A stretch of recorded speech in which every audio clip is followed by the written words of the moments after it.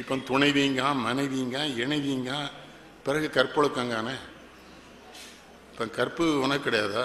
அதுதான் பாரதியார். நான் பாரதி மேல எனக்கு மரியாதை. கற்பு நிலை என்று சொல்ல வந்தார், இரு கட்சிக்கும் வந்து பொதுவில் வைப்போம்.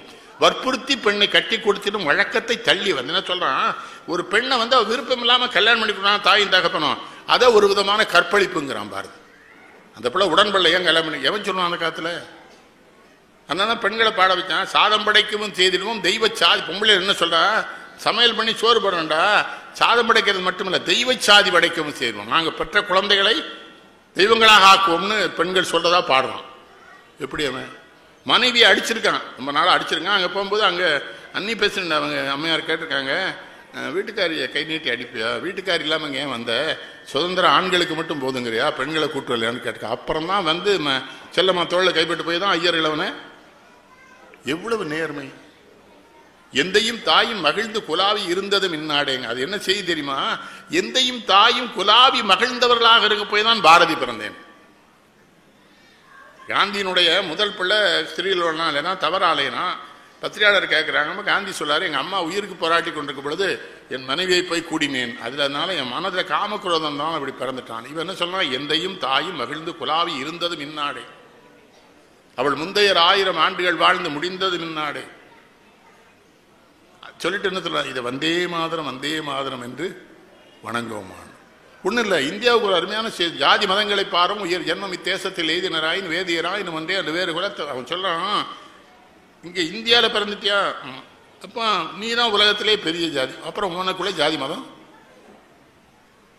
என்னெல்லாம் தமிழ்நாட்டில் நாங்கள் படுறோம் தெரியுமா? எல்லாத்துலேயும் ஜாதி வந்துடும். ஆனால் ஜாதி இல்லை, ஜாதியை ஒழிச்சே திரும்பங்க. வேட்பாளர் பேரும் ஜாதி தான்.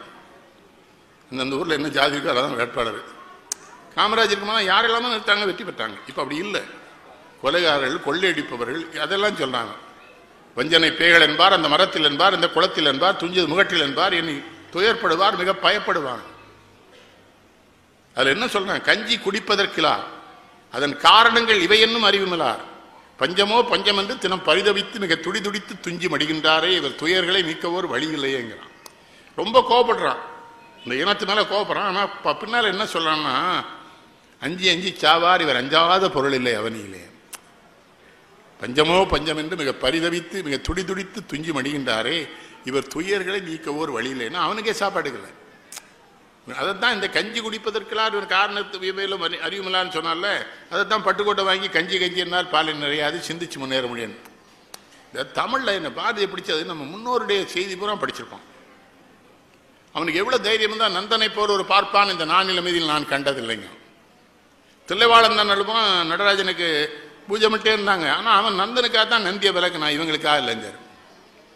நான் அதில் கூட எங்கள் அப்பாட்ட ஒரு கேள்வி கேட்டேன், நந்தியை விளக்குறது பேர் சிவபெருமான் அவரே நந்தனை உள்ள கூட்டு தழுவிருக்கலாம்ல, அப்போ நம்ம சாமியும் தப்பு தானே பண்ணியிருக்கேன். அந்த 15 வயசு எங்கள் அப்பா சரி நீ ரொம்ப இடைஞ்சலான பார்ப்பிடலாம், நிறைய கேள்வி கேட்காத. அப்புறம் இப்போ தான் 70 வயசில் இங்கே திருமங்கை ஆழ்வார் பாடிய ஸ்தலம் திருநெல்வேலியில் திருக்குறுங்குடின்னு இருக்குது. அங்கே போனேன் நான், அந்த கோயிலுக்கு மனைவியெல்லாம் கூட்டிட்டு போனால் ஜிஎஸ் சாமியாக வந்துட்டாங்க. அவங்க எதுக்கு வந்திருக்காங்கன்னா, ஏன்டா மடத்துக்கு விட்டா வரமாட்டேங்க. நான் சாமி நான் மடாதிபதியெல்லாம் ஆக முடியாது, என்ன கூப்பிடாங்க. இல்லைடா அவன்கிட்ட பாசுரம் கேட்கணும்னு ஆசை. நான் அங்கேயே நின்று ஆண்டாள் பாசுரம் 4 சொன்னேன். சொல்லிட்டு சும்மா இருக்கிற ஜாமிகிட்ட ஆண்டாள் பாசுரம் 4 சொல்லியிருக்கேன். என்னன்னு இந்த மடத்தில் இருக்கிற 4 தங்க தம்பளாரை கொடுத்து விடுங்கன்னு அயோக்கியத்தில். என்ன மடத்துக்கு எதுக்கு தங்க தம்பளார்? அங்கே என்ன பண்ணுறாங்கன்னா, நம்பாடன்னு நந்தனார் மாதிரி அங்கே ஒருத்தன் இருந்திருக்கான் பெருமாளுக்கு நந்தவனை வச்சு. அங்கே பார்த்தீங்கன்னா கொடிமரம் விலகி இருக்கு சாமி. பட்டாச்சேட்டை ஏன் கொடிமரம் விலகி இருக்குன்னா, இங்கே நந்தனை மாதிரி இங்கே நம்பாடன்னு ஒரு அரிஜன் இருந்தான். அவன் தான் சாமிக்கு பூலாம் தயார் பண்ணி கொடுப்பான். அவன் வெளியே நின்று பார்க்கணுன்னு சாமி கொடிமரத்தை விலகிட்டாருன்னா, நான் உடனே சிரிச்சுட்டு சொன்னேன், சிவனும் மச்சனும் ஒரே வேலையை பார்த்துருக்காங்களேன்னு. இவன் நினைச்சாலும் உள்ள விட்டு சாமி தழுவி இருக்கலாம், அவன் நினைச்சாலும் நந்தி இருக்கு தள்ள சொன்னான், நந்தா உள்ள வடான்னு இருக்கலாம். நான் சிவனை கும்பிட்றவன் தான், ஆனால் இது தோணுது என்ன பண்ண சொல்லிங்க. சாமி ஒரு மடத்துக்கு போயிருக்கேன், மடாதிபதி என்ன படிச்சுட்டீங்க சாமி? நான் சிவஞான போதம்னாரு. எத்தனாவது சூத்திரம்னா 32ங்க. சூத்திரமே 12 தான், சாமியார் 32ங்க. எனக்கு சங்கடமாயிட்டு பேஸ்கார கூட்டிங்க வாங்க, இங்கே மடத்தில் வேலை பார்க்காத, உன்னையும் ஊரில் முட்டாப்பேன்னு நினைப்பாங்க, ஊட விட்டு ஓடிடு. நீங்கள் ஒரு பீடத்தில் உட்கார்ந்தா அதுக்கு ஒரு தகுதி வேணும். தர்மபுர ஆதீனமும் திருவாரூர் ஆதீனமும் இல்லைன்னா தமிழ் கிடையாது. ஊவே சாமிநாதியரே கிடையாது. அவங்க செலவழித்த பணத்தில் தான் இப்போ திருவாவடுதுறை ஆதீனம் அன்னைக்கு கூப்பிட்டுது ஃபோனில், மகாவித்வான் மீனாட்சி சுந்தரம் விருது உனக்கு தான் இந்த வருஷம் கொடுக்கணும்னு நினைக்கிறேன்.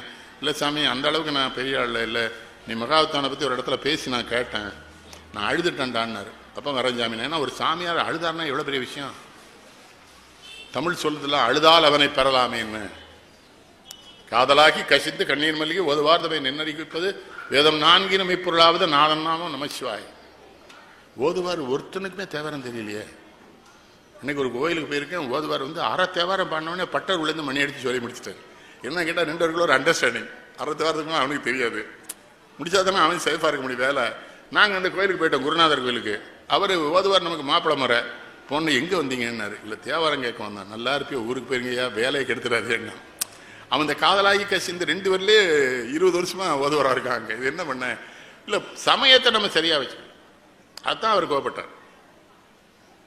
என்ன சொல்லார் பாருங்க, உயிரிழத்தில் அன்பு வேணும், தெய்வம் உண்மை என்பது ஆனறிதல் வேண்டும், வைரமுடைய நெஞ்சு வேணும், இது வாழும் முறைமையுடைய. அப்ப என்ன சொல்லன்னா, உயிரிழத்து அன்பு வச்சேன்னு வச்சுக்க, அதான் கடவுளுக்கு பிடிக்கும். அப்ப தெய்வம்னா என்னது? எதெல்லாம் உண்மையோ அதெல்லாம் தெய்வம். கிளவி தெளிவா சொன்னா, என்ன சொன்னா, அரைஞ்சே விரும்புன்னா.